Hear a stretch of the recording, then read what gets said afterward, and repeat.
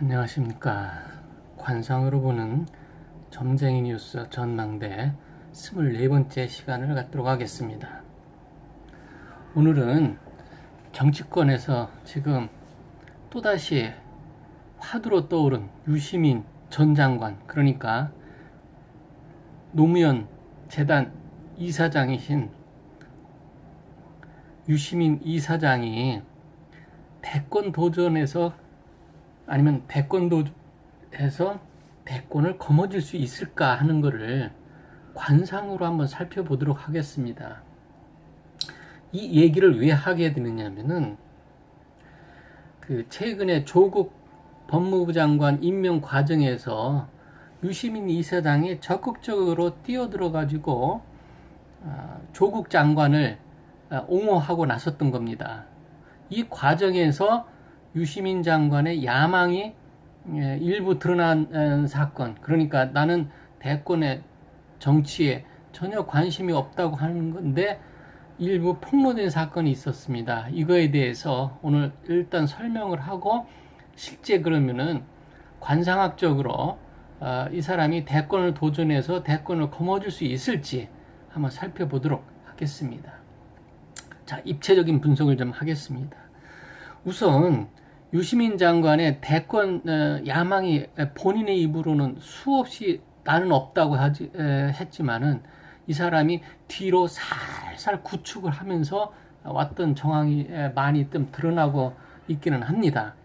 결정적인 것이 조국 부인 동양대 교수 있는 그 동양대 총장 최성해 총장의 전화 통화가 폭로되면서 이번 일이 사실 불거졌는데요.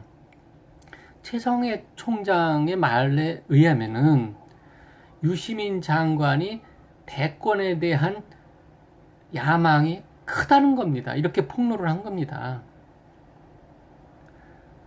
왜 그러냐? 그러면 조국 장관이 차기 대권 주자로서 이번 법무부 장관만 마치면은 차기 대권 주자로서 자리를 완전히 굳혀가는 상황에서 유시민 장관은 조국 장관이 낙마했으면 한 뜻을 밝혔다는 거죠. 뜻을 내비쳤다는 거죠. 이건 최성해 총장의 지적입니다. 왜 그러냐면은 조국 장관과 유시민 장관은 최대 경쟁자라는 건 알고 있습니다. 또 이낙연 총리도 경쟁자라는 건 알고 있고요. 자, 그렇다면은 일단 이렇게 하죠. 총리가 뭐 아직 우리나라의 대통령이 대권 도전에서 이긴 전례는 없으니까 그는 차치한다고 유시민 이사장의 그 대권 도전에서 열외로 합시다. 그러면은 조국 법무부 장관과 경쟁자라고 생각을 했는데 왜 그러냐면은 조국을 돕는 모양새를 갖췄느냐고 하면은 문재인 대통령한테 잘 보여서 차기 대권의 힘을 자기한테 몰아세울 수 있도록, 그러니까 민주당원들이 자기한테 관심을 가질 수 있도록, 그러니까 문재인 대통령이 암묵적으로 유시민 이사장한테 대권의 힘을 실어만 주기만 하면은 불가항력적으로 내가 원하든 원치 않든 달리는 말에 올라타게 되는 상황을 유시민 장관은 아마 최성해 총장 발언에 의하면은 유시민 장관은 이러한 상황으로 끌고 가고 싶었던 모양입니다. 사실 민주당의 힘만 얻으면은 유시민 장관 대통령 되지 말라는 법은 없습니다. 우리나라 정치 역학 구도상에서 특히 유시민 장관은 의외로 지적인 대중적인 인기가 상당 부분 있는 사람이기 때문에 이념적인 평양성을 떠나가지고 상관이 없는 것 같습니다. 대권도 거머쥘 수 있는 환경은 돼 있는 것 같습니다. 자, 특히 이 유시민 장관의 아주 관망스러운 뭐라 그럴까요? 이 어떤 사이비 언술가? 그러니까 말이 많다. 다변이니까 그렇죠. 새치 혀로 조국 사태도 정당화한다는 이런 비판을 많이 받고 있는 상황이죠. 그러니까 무슨 얘기냐면은 큰 심지가 굽다든지 어떤 예를 들어서 정치를 할 때 우리가 얘기할 때 귀인이 나타나서 세상을 평정할 수 있는 방법이고 기가 엄청 세가지고 세상을 장악할 수도 있는 방법이 있습니다. 귀인의 형상으로 정권을 잡은 사람은 노태우 같은 사람이고 기가 세서 정권을 잡은 사람은 노무현 전 대통령과 같습니다. 그러면 유시민 이사장은 노무현 전 대통령과 같은 기가 있느냐 이거를 중심으로 한번 관상과 기세 대통령이 될 만한 기세가 있는지를 한번 살펴보도록 하겠습니다. 자, 우선 전반적인 거를 보겠습니다. 뭐 이마에서 턱을 한번 보도록 하겠습니다. 자, 이마에서 턱을 본다는 것은 균형과 조화를 보는 겁니다.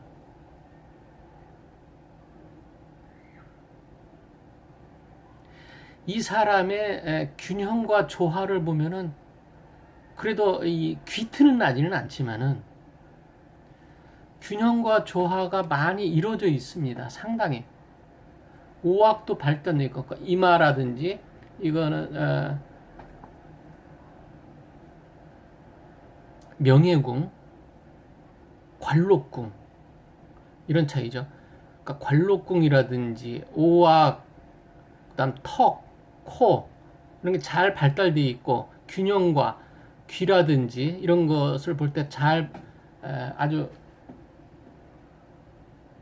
손색이 없는 관상이 되겠습니다.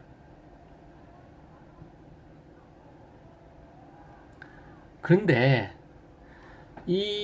여기서 잘 보시면은 이 양쪽에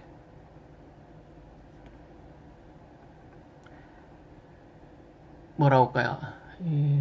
관골, 우리가 흔히 말하는 관골이라고 하는 것이 이 좀 밑으로 내려와 있습니다. 이 양반은 관골은 조금 위로 올라가야 좋은데 관골이 좀 내려와 있는 일단 흠이 있습니다. 자, 법령도 발달되어 있지만은 나이에 차서 법령이 없으면은 이건 사법이라든지 이런 걸 장악할 수 없으니까 법령의 문제, 관골의 문제가 좀 있는 것 같습니다. 두 번째, 눈동자는 살아 있습니다. 우리가 기세 중에서 안신을 가장 많이 보고 있는데요. 기세 중에서 안신, 눈동자의 세력은 맞습니다. 그러나 우리가 보는 건 뭐습니까? 목소리도 보지 않습니까? 우리 유시민 이사장의 목소리는 잘 알고 있습니다. 목소리의 기운이라든지 아니면은 피부의 기운, 피부도 사실은 상당히 좋은 기운은 있습니다. 눈썹도 상당히 괜찮습니다. 자, 여기에 또는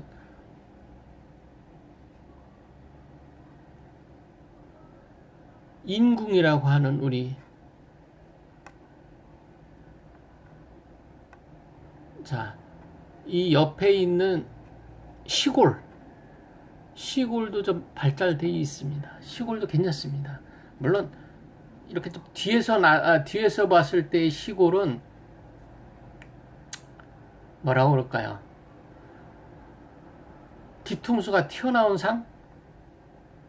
배반할 상? 뭐 이런 거를 뭐 칠 수도 있지만은 그렇게 보이지는 않습니다. 그렇게 뭐 시골이 많이 튀어나 있는 것 같지는 않습니다. 자, 우리가 대권을 장악할 때는 관원이라든지 관상보다는 기세가 굉장히 중요하다고 했습니다. 그리고 이 관록궁에서의 그 반증 가능, 제가 이게 관상을 볼 때 이게 많은데 여기를 좀 더 까가지고 다른 분 뭐 조국보다는 더 많이 까았습니다만 조금 더 드러나게 좀 했으면 하는 아쉬움이 있습니다. 그래서 관상이라는 건 항상 변한다고 했습니다. 그 사람의 심리 상태라든지 하는 환경에 따라서 관상이 변한다. 그러면 자기 운명이 바뀐다. 그렇지만 근본적인 관상은 대권을 잡을 관상은 아닙니다. 이 관록궁도 상당히 내려와 있고요. 자기 주도적인 삶을 사는 사람은 맞습니다. 개척하면서 이루고 재산도 좀 있는 것 같아요. 우리가 뭐 청렴한가로 보이지만은 재산도 상당히 모이는 것 같고 턱도 발달되어 있는 거 보면은 상당히 어느 정도는 되는데, 그러니까 이 사람의 관상을 보면은 뭐 입술이라든지 입술도 상당히 좋습니다. 장관 끝까지는 상당히 누린 것으로 이렇게 나타난 겁니다. 그 이상의 관상에 나타나지는 않습니다. 물론 어떤 혁명이라든지 뭐 이런 것이 일어난다든지 아니면 어떤 누가 귀인이 나타나 가지고 자, 이 사람으로 업고 대권을 앉혀주는 대표적인 사람이 문재인 대통령입니다. 문재인 대통령 귀인이라고 하는 거는 어떻게 보면 박근혜 대통령이죠. 촛불혁명을 받아서 될 수 있는 이러한 상은 상이지만 자력으로 아니면 관상으로 대권을 거머쥘 것 같지는 않습니다. 이마에서 턱까지 훑어 턱도 상당히 발전은 돼 있지만은 대권을 걸머쥘 정도의 턱은 아닌 것 같습니다. 눈동자도 살아있지만은 그렇고 기세도 그렇고 어쨌든 일반적인 평하고 관상의 평하고 비슷한 것 같습니다.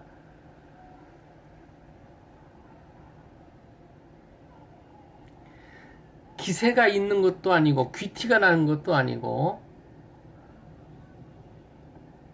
심지어 목소리, 그러니까 목소리는 언행도 됩니다. 뭐 박용진 민주당 의원이 뭐라고 뭐 조용히 좀 있어라, 낄 때 끼고 빠질 때 빠지라고 하는 이런 얘기를 했더니 화딱지 난다고 할 정도의 잔망스러움이라고 하는 이런 평가를 받는 상태에서 대권 도전의 상은 아닌 것 같습니다.